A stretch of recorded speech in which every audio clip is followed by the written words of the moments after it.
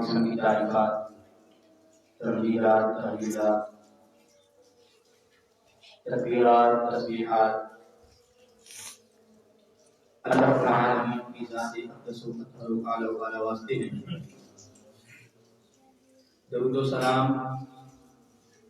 میرے اور آپ کے پیر و مرشد، میرے اور آپ کے رہبر و رہنما حضرت محمد رسول اللہ صلی اللہ علیہ وسلم کی ذات گرامی پر۔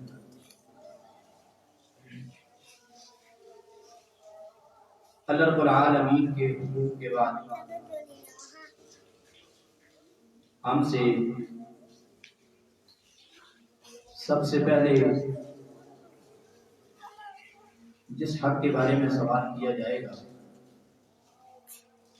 یا جو حق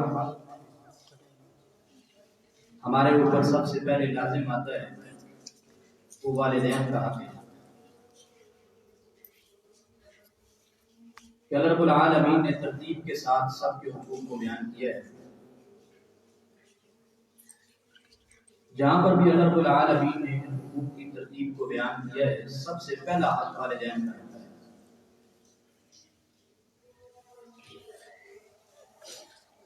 والدین انسان کو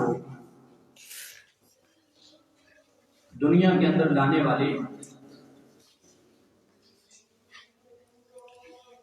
والدین ہی بندے کو دنیا کے اندر لانے کا سبب بنتے ہیں۔ ان کی عظمت، ان کا مقام، ان کی شان اگر ایک ایک حدیث نبی علیہ الصلوۃ والسلام بیان فرما دیتے، جو کہ حضور علیہ الصلوۃ والسلام نے بیان فرمائی دی ہے، تو ان کی عظمت کے لیے کافی تھی۔ نبی علیہ الصلوۃ والسلام نے والدہ کے لیے، ماں کے لیے حدیث مبارکہ کے اندر ارشاد فرمایا ہے کہ ماں دنیا کے اندر ایسی ہستی ہے کہ اللہ رب العالمین نے ماں کے قدموں کے نیچے جنت پر رکھ دیا ہے۔ یہ حدیث، یہ بات، حضور علیہ الصلوۃ والسلام کا یہ قول ماں کی عظمت کے لیے، والدین کی عظمت کے لیے کافی تھا۔ اہل عقل والے، شعور والے اگر سمجھنا چاہیں تو ماں اور باپ کی عظمت کے لیے ایک حدیث کافی ہے۔ حضور علیہ الصلوۃ والسلام نے باپ کے لیے، والد کے لیے علیحدہ سے ذکر فرمایا ہے۔ آقا علیہ الصلوۃ والسلام نے فرمایا، ماں اگر اپنے پاؤں کے نیچے جنت رکھتی ہے، اس کے پاؤں کے نیچے جنت ہے، تو اسی جنت کا دروازہ اللہ رب العالمین نے باپ کو بنا دیا۔ باپ اس جنت کا دروازہ ہے، جب تک دروازہ نہیں کھولا جائے گا جنت کے اندر داخلہ ممکن نہیں ہے۔ لہذا دنیا کے اندر رہ کر ان دونوں کو راضی رکھنا ضروری ہے، ان دونوں کو خوش کرنا، ان دونوں کو راضی کرنا، یہ ایک مسلمان پر لازمی اور ضروری ہے۔ حضور علیہ الصلوۃ والسلام نے فرمایا، رضا ربی فی رضا الوالدین، اللہ رب العالمین کی رضا، جو لوگ اللہ رب العالمین کی رضا چاہتے ہیں، حاصل کرنا چاہتے ہیں، انہیں چاہیے کہ وہ اپنے والدین کو راضی کریں، کیونکہ اللہ رب العالمین نے اپنی رضا کو والدین کی رضا کے ساتھ منسلک کر دیا ہے، باندھ دیا ہے، کہ جو لوگ والدین کو ناراض کر کے، انہیں دنیا کے اندر تنگ کر کے جتنے مرضی سجدے کرتے جائیں، جتنے مرضی نمازیں پڑھتے جائیں، میں ان سے راضی ہونے والا نہیں۔ اگر وہ مجھے راضی کرنا چاہتے ہیں تو زمین کے اوپر ان دو بوڑھوں کو راضی کرنے میں آسمان والا ان سے راضی کرنا۔ میں رب ان سے راضی ہوں اور مجھے راضی کرنے کے لیے ادھر ادھر جانے کی ضرورت نہیں. بس ان دو بزرگوں کی خدمت کرنا تمہارا کام ہے، رضا کا سرٹیفکیٹ تمہارے لیے جاری کرنا یہ میرا. نبی علیہ السلام نے فرمایا کہ وسخط ربی، اللہ رب العالمین کی ناراضگی والدین کی ناراضگی ہے. جس طرح اللہ رب العالمین کی رضا والدین کی رضا کے اندر ہے، اسی طرح اللہ رب العالمین کی ناراضگی بھی والدین کی ناراضگی ہے. جس بندے سے والدین ناراض ہیں وہ یہ سمجھ لے کہ اللہ رب العالمین کی مجھ سے ناراض. اگر وہ اللہ کو راضی کرنا چاہتا ہے، والدین کو ناراض کر کے اللہ کو راضی کرنا چاہتا ہے، تو اللہ رب العالمین نے پہلے سے یہ حکم نازل فرما دیا ہے کہ پہلے اپنے والدین کو. میرے آگے ہاتھ اٹھانے سے پہلے یہ سوچ کر آنا کہ تم سے تمہارے والدین راضی ہیں یا ناراض ہیں. اگر والدین ناراض ہیں تو جتنی مرضی دعائیں کر لو، جتنی مرضی باتیں کر لو، جتنی مرضی سجدے کر لو، تمہارا کوئی عمل قبول نہیں. یہ والدین کی عظمت، والدین کی شان، یہ والدین کا مقام. ایک باپ تو یہ پورا جوڑا اپنی جوانی کو برباد کر دیتے ہیں کہ دنیا کے اندر ان کا بیٹا آ چکا ہے، دنیا کے اندر ان کا فرزند آ چکا ہے. یہ ایسے اس کی خدمت میں لگ جاتے ہیں کہ اپنی جوانی کو بھول جاتے ہیں، اپنے حسن کی پرواہ نہیں کرتے. دنیا کے اندر جو کام بھی انہیں کرنا پڑے اپنی اولاد کی خوشی کے لیے، اپنے بیٹے کی خوشی کے لیے، تو یہ دریغ نہیں کرتے، پیچھے نہیں ہٹتے. جو مرضی کام ہو جائے یہ کر دیتے. ان کا پیار، ان کی محبت، ان کی الفت اپنے بچوں سے، اپنی اولاد سے، کہ جتنا مرضی کوئی مشکل کام آ جائے اپنی اولاد کے لیے کر دو. اپنی جوانی کو اپنی اولاد کی خدمت میں لگا دیتے ہیں، گزار دیتے ہیں. اپنے حسن کو اپنی اولاد کی خوشی میں گزار دیتے ہیں، بتا دیتے ہیں، ختم کر دیتے ہیں. اور جب یہی والدین بوڑھے ہو جاتے ہیں، داڑھی سفید ہو گئی، چہرے کے اوپر جھرریاں پڑ گئی، حسن مان پڑ گیا، کمر جھک گئی ہے، اب کوئی بات کرتا ہے، بوڑھا بزرگ کوئی بات کرتے ہیں، یہ نوجوان آگے سے فٹ جواب دے دیتے ہیں کہ آپ نہیں سمجھتے آج کل کے نوجوان. یقین جانے ایسی باتوں سے، ایسے جملوں سے، ان الفاظ سے والدین کو اتنا دکھ پہنچتا ہے، اتنا افسوس ہوتا ہے. میں نے کتاب کے اندر پڑھا ہے کہ ایسے الفاظ سننے سے پہلے والدین کی دل سے یہ بات نہیں کی ہے کہ میں نے اس پر اتنی محنت ہی نہ کی، یہ پہلے ہی مر چکا ہوتا مجھے یہ الفاظ کہنے سے. کہ آپ کو آج کل کے ماحول کا پتہ نہیں ہے،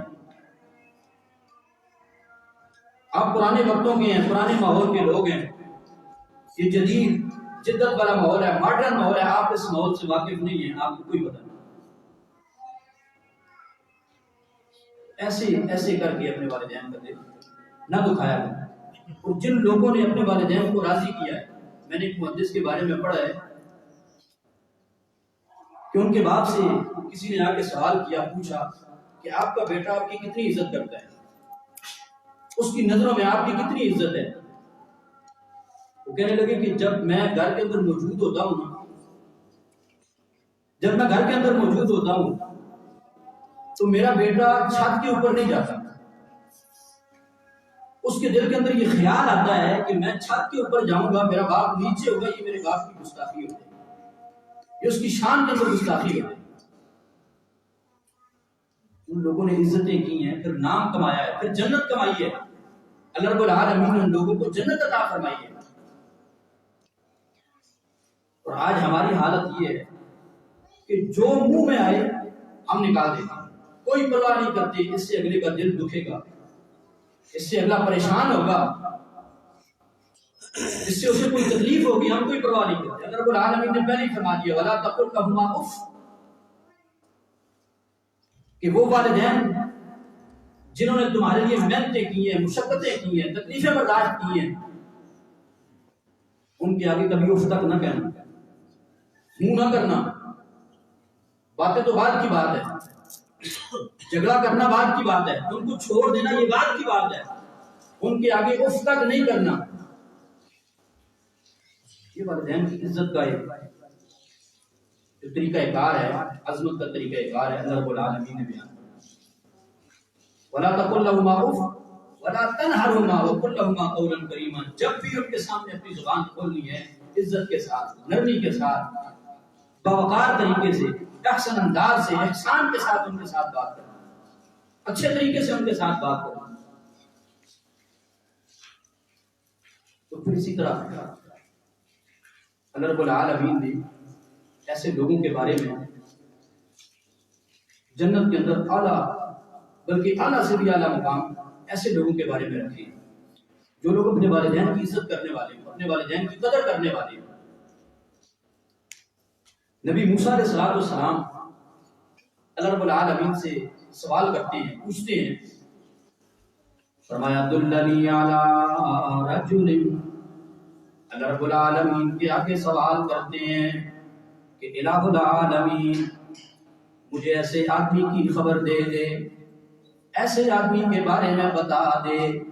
میں اس آدمی کے بارے میں پوچھنا چاہتا ہوں کہ کل قیامت کے دن جسے تو میرا پڑوسی بنانا چاہتا ہے، جسے میرا گوانڈی بنانا چاہتا ہے، کل قیامت کے دن جنت کے اندر میرا رفیق کون ہوگا؟ میں اس کے بارے میں سوال کرنا چاہتا ہوں، اس کے بارے میں پوچھنا چاہتا ہوں. اللہ رب العالمین نے دیکھیں یہ کیسے مسلمان تھے، کیسی ان کی عظمت، کیسی سوچ، کیسی شان تھی. آج ہمیں دنیا کے اندر رہتے ہوئے جنت کی کوئی فکر نہیں ہے کہ ہم نے خود جنت میں جانا ہے یا نہیں جانا، ہمیں کوئی احساس نہیں ہے. اگر یہ ایک سوال ہمارے ذہن کے اندر بیٹھ جائے کہ ہم نے جنت میں جانا ہے، اللہ نے ہمارے لیے جنت بنائی ہے، ہم نے اس کے اندر جانا ہے، تو یقین کریں ہم کئی گناہوں سے بچ سکتے ہیں، لیکن ہمیں کوئی فکر نہیں ہے. اور یہ اللہ کے نبی موسیٰ علیہ السلام جنت تو پکی ہے، اور جنت کے بارے میں اللہ رب العالمین سے سوال کرتے ہیں کہ الہ العالمین جنت کے اندر میرا رفیق کون ہوگا، میرا گوانڈی کون ہوگا؟ میں اس کے بارے میں سوال کرنا چاہتا ہوں، اس کے بارے میں پتہ لگانا چاہتا ہوں. اللہ رب العالمین نے ارشاد فرمایا ہے کہ نبی موسیٰ اگر تو چاہتا ہے کہ تو اپنے رفیق کو اس دنیا کے اندر دیکھ لے، اپنے پڑوسی کو اس دنیا کے اندر دیکھ لے، تو فلاں بستی کے اندر ایک رہنے والا شخص ہے، ایک لکڑہار ہے، لکڑیاں کاٹنے والا ہے، اسی سے اپنے گھر کا نظام چلاتا ہے. اگر تو اپنے رفیق کو دیکھنا چاہتا ہے جو جنت کے اندر تیرا پڑوسی بننے والا ہے، تو جا اس سے ملاقات فرما لے، جا اس کی زیارت کر لے.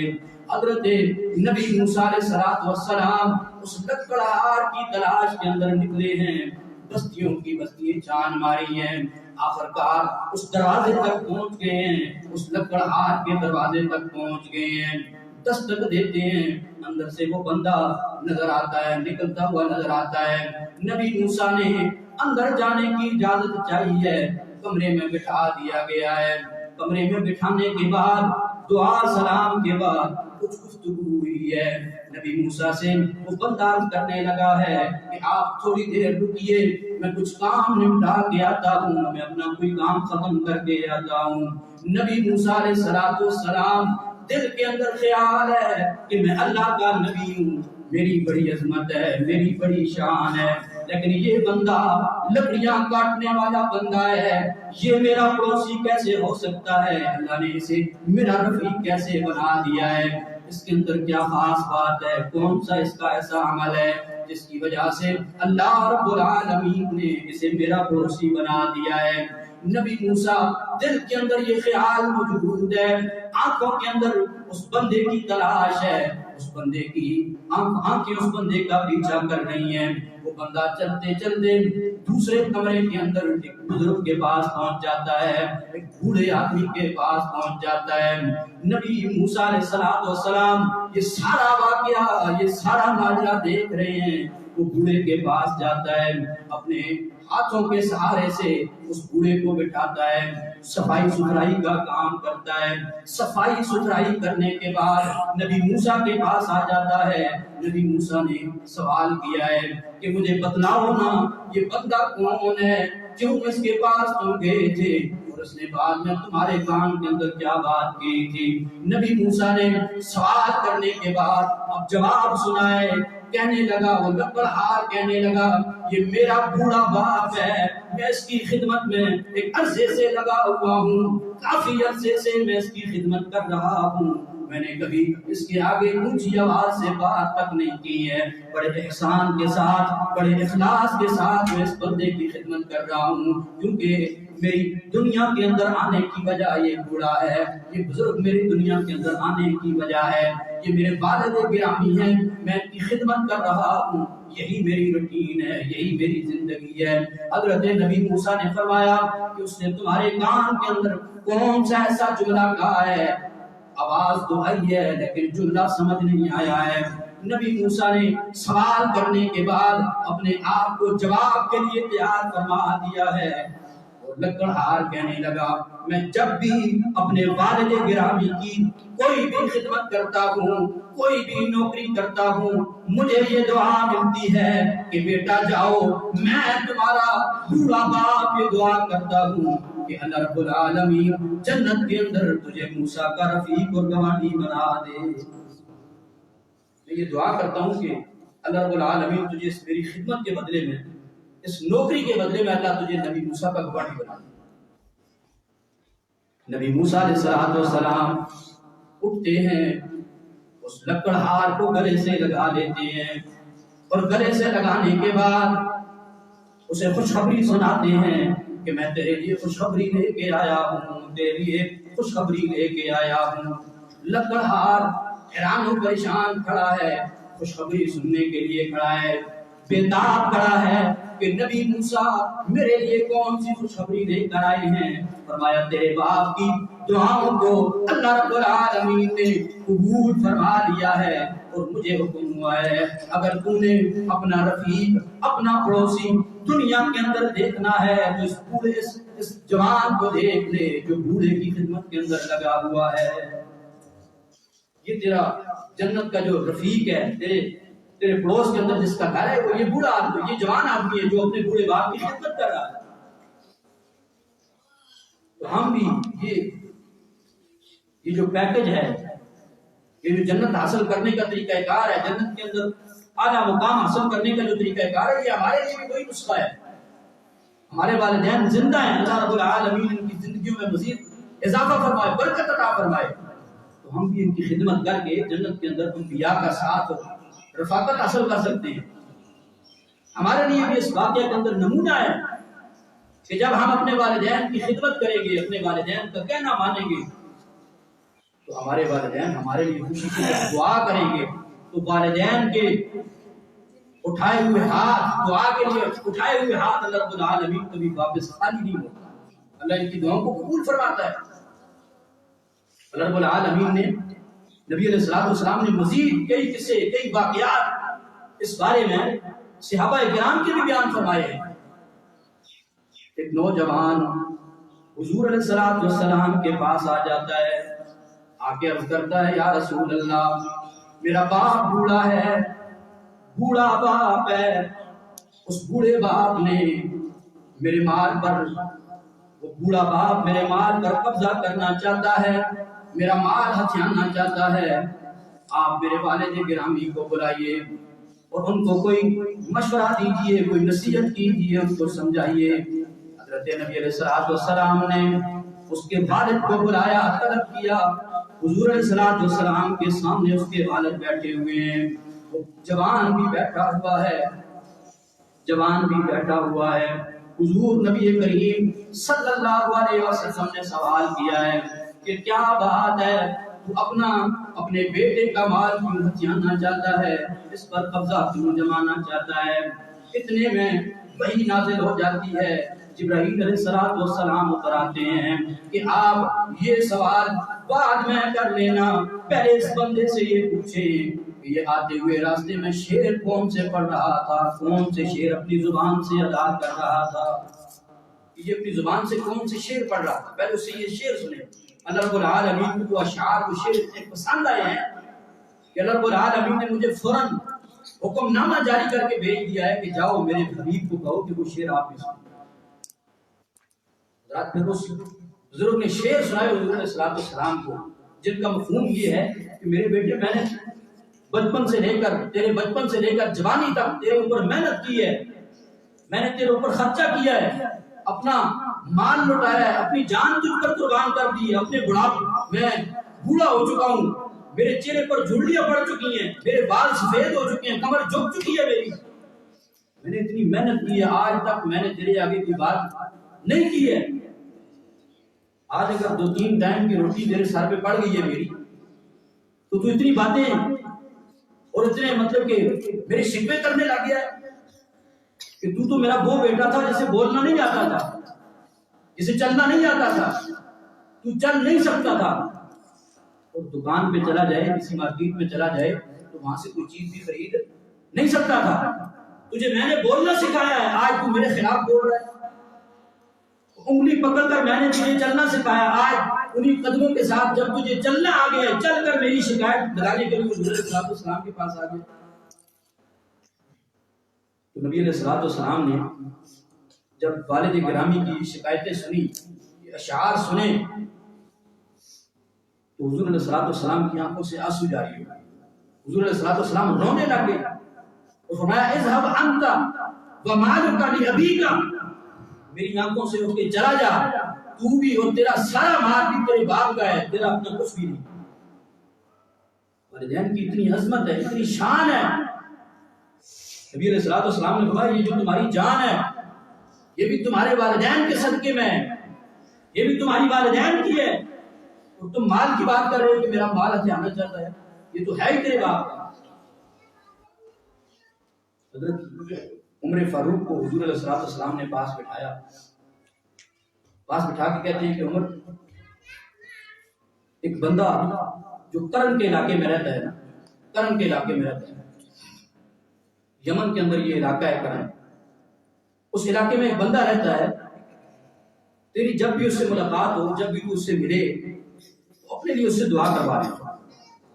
حضرت عمر فاروق کو یہ حضور علیہ السلام نصیحت فرما رہے ہیں، وصیت کر رہے ہیں کہ ایک بندہ یمن کے اندر رہتا ہے، کرن علاقے کے اندر رہتا ہے، جب بھی تو اسے ملے اس سے اپنے لیے دعا کروا لینا، وہ میرا صحابی نہیں ہے مسلمان لیکن صحابی نہیں ہے۔ اب امیر المؤمنین ایسا بندہ کہ جس بندے کے بارے میں حضور علیہ السلام نے خود فرمایا تھا کہ عمر جس راستے سے گزرتا ہے شیطان وہ راستہ چھوڑ دیتا ہے، عمر وہ ہستی ہے، وہ ذات ہے، اگر میرے بعد کوئی نبی ہوتا تو وہ عمر ہوتا۔ ایسے بندے کو حضور علیہ السلام پاس بٹھا رہے اور کہتے ہیں کہ ایک بندہ ہے جو کرن کے علاقے میں رہتا ہے، وہ اس بندے سے اگر تیری ملاقات ہو نا تو اس سے اپنے لیے دعا کروا۔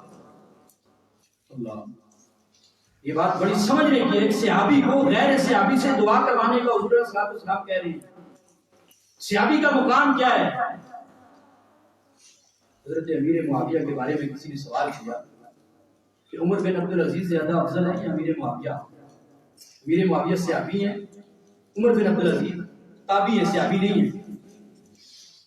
میں اللہ کے بندے تو کس ہستی کے بارے میں موازنہ کر رہا ہوں کہ امیر معاویہ جس گھوڑے میں بیٹھتے ہیں نا، اس گھوڑے کی ناک کے اندر جو خاک پڑتی ہے، اس خاک کا مقابلہ بھی حضرت عمر بن عبدالعزیز نہیں کر سکتا۔ یہ ایک صحابی کا مقام ہے، اور اسی صحابی کو حضرت عمر فاروق کو نبی علیہ السلام یہ کہہ کر بھیج رہے ہیں کہ اگر تیری اس بندے سے ملاقات ہو جائے تو اس سے اپنے لیے دعا کروا لینا۔ اس بندے کا نام ہے اویس کرنی رحمت اللہ علیہ۔ اس بندے کا کیا نام ہے؟ اویس کرنی اس بندے کا نام ہے۔ اس کی پیٹھ کے پیچھے ایک چھوٹا سا برس کا نشان ہے، پہلے وہ بڑا ہوا کرتا تھا، اب چونکہ وہ ختم ہوتا جا رہا ہے، ایک درہم کے برابر رہ گیا ہے، کم ہو گیا اس کا وہ برس کا نشان، ایک درہم کے برابر رہ گیا۔ حضرت امیر المؤمنین عمر فاروق رضی اللہ تعالی عنہ، حضور علیہ السلام کے دور میں بھی حضرت عمر فاروق کی آنکھوں کو اس بندے کی تلاش تھی. نبی علیہ السلام کا دور بھی ختم ہو گیا، وہ بندہ عمر فاروق کو نظر نہیں آیا. حضرت ابوبکر صدیق رضی اللہ تعالی عنہ ان کا دور شروع ہو گیا ہے. ان کے دور کے اندر بھی حضرت عمر فاروق دل کے اندر حسرت ہے، آنکھوں کے اندر تلاش موجود ہے، لیکن وہ بندہ ابوبکر صدیق کے دور میں بھی نظر نہیں آیا ہے. اب حضرت عمر فاروق خود امیر المؤمنین ہیں، مسلمانوں کے امیر ہیں. اس بندے کی خبر آئی ہے کہ وہ بندہ حج کرنے کے لیے آ گیا ہے. یمن سے قبیلہ قافلہ آیا ہے جو حج کرنے کے لیے آیا ہے. حضرت عمر فاروق حج کی نیت باندھتے ہیں، میدان عرفات میں پہنچ جاتے ہیں. وہاں خبر ہوتی ہے کہ یہ یمن کا قبیلہ، قرن علاقے کا جو قبیلہ ہے، فلاں حجرے کے اندر اپنے کام کاج میں مصروف ہے، حج کی جناب حج کے کاموں میں مصروف ہے.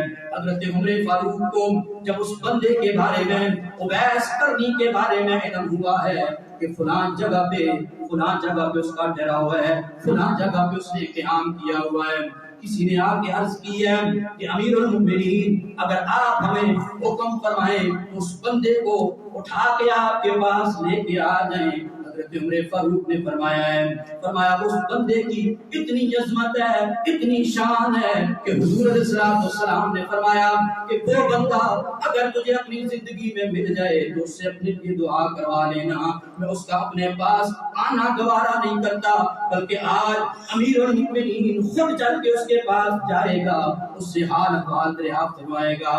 امیر المؤمنین اویس قرنی کے پاس چلے جاتے ہیں، جا کے عرض کرتے ہیں، فرماتے ہیں کہ تیرا کون سا ایسا عمل ہے جس عمل کی بنا پر حضور علیہ السلام نے تیری شان بیان فرمائی ہے، تیری عظمت بیان فرمائی ہے. فرمایا میرے پاس کوئی ایسا عمل نہیں ہے، میرے پاس کوئی ایسا کام نہیں ہے جو آپ سے زیادہ برکت والا، عزت والا کام ہو جو آپ کے پاس نہیں ہے. میرے پاس بھی ایسا کوئی کام نہیں ہے، البتہ ایک کام میرے اندر جو اللہ رب العالمین نے خصوصی طور پہ رکھا ہوا ہے کہ میری بوڑھی ماں ہے، میں ہر وقت اسی کی خدمت میں لگا رہتا ہوں، اسی کی خدمت میں مسلمان ہوا ہوں، اس کی زندگی کے اندر میں مسلمان ہوا ہوں، اسی کی خدمت میں لگا رہا. اور میں نے حضور علیہ السلام کے ہاتھ پر اسی وجہ سے بیعت نہیں کی ہے کہ میری ماں کا میرے سوا کوئی نہیں ہے، اور میں اپنی ماں کے سوا کسی کو دیکھنا نہیں چاہتا. اسی لیے میں حضور علیہ السلام کی بارگاہ میں نہیں جا سکا. شرف صحابیت کو میں نے ماں کی خدمت کے لیے چھوڑا ہے. ماں میرے لیے دعائیں کرتی ہے، انہی کی ماں کی دعائیں قبول ہوئی ہیں. اللہ رب العالمین نے مجھے یہ صلہ عطا فرمایا ہے، یہ بدلہ عطا فرمایا ہے کہ میں جب بھی ہاتھ اٹھاتا ہوں، دعا کے لیے ہاتھ اٹھاتا ہوں تو اللہ رب العالمین میری دعاؤں کو قبول فرما دیتا ہے.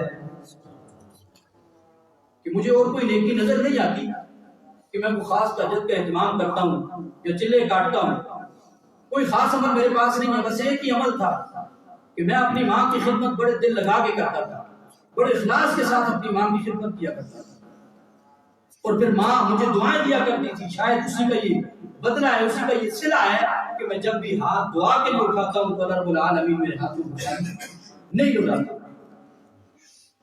تو پھر حضرت عمر فاروق جو وقت کے امیر ہیں، صحابی ہیں، جنت کی بشارت کئی دفعہ سن چکے ہیں، عرض کرتے ہیں کہ ویسے میرے لیے بھی ایک دعا کر دو، میرے لیے بھی ایک دعا کر دو. میں کون سی دعا ہے، کون سی دعا کروانا چاہتے ہیں؟ آپ تو امیر المؤمنین ہیں، جنت کی کئی مرتبہ خوشخبری سن چکے ہیں، اس کے باوجود آپ مجھ سے دعا کروا رہے ہیں، کون سی دعا کروانا چاہتے ہیں؟ حضرت عمر فاروق نے کہا کہ ہاتھ اٹھاؤ اور میرے لیے دعا کرو کہ اللہ رب العالمین میرے گناہوں کو معاف فرمائے. کہ وہ صحابی ہیں جن کو کئی دفعہ نبی علیہ السلام نے اپنی زبان مبارک سے جنت کی بشارت سنائی. فکر کیا ہے، دعا کس بات کی کروا رہے ہیں کہ آپ میرے لیے دعا کرو کہ اللہ میرے گناہوں کو معاف فرمائے. اللہ ہمیں بھی اپنے گناہوں کے بارے میں سوچنے کی توفیق عطا فرمائے. اور اپنے والدین کی بڑھ چڑھ کے خدمت کرنے کی توفیق عطا فرمائے، اخلاص کے ساتھ، اخلاق کے ساتھ، احسان کے ساتھ اپنے والدین کی خدمت کرنے کی توفیق عطا فرمائے اور ان سے دعائیں لینے کی توفیق عطا فرمائے۔ وآخر دعوانا الحمدللہ۔